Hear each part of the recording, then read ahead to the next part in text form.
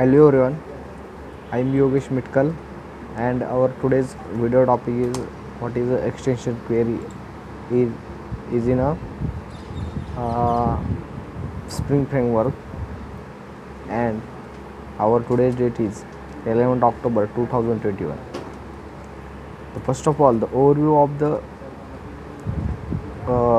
of the extension query is Spring Data provides many ways to define a query and that we can execute. The one of these the query is and the annotation. So in that the at the rate query, it is an annotation of the extension of the queries. So in this scenario we are discuss about the we will demonstrate how to how to use the query annotation in the Spring Data JPA to execute both the JPQL and the native SQL queries. So basically, we also build a dynamic query when the query annotation is not enough. So in that the first of all we are discuss about the select query. In order to define SQL execute uh, for Spring Data repository methods, in that we can annotate the method. So in that the we are in that the our student in that the GPA in that the GPA repository we are the show the functionality of the queries or how to query execute. So and this query is implemented in our the handler. So the basically and in that the annotate the method the at the rate query annotations, its value attribute contains the JPQL and the SQL to the execute. So the we are using the annotation of the query takes the precedence over named queries, so which are annotated with the named queries for for for named query or defined an orum.xml file. So it is a good approach to place a query definition just to define the method inside the repository rather than the inside our domain model as a named query.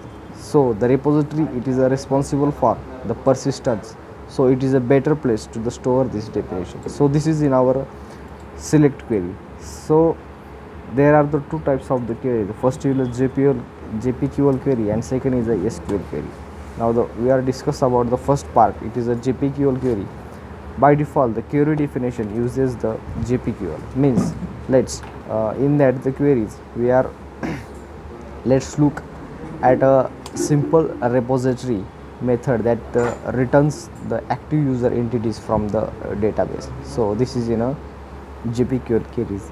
And our native queries, in that we can also native SQL to define our query. All we have to do is set the value of the native query attribute to the true and define the native SQL query in the value attribute of the annotation. So this is in our the native query. So the in that the definition. Now the another topic is the define the order in a query. So we can pass a additional parameter of a type and sort a Spring Data method declaration that using the query annotation.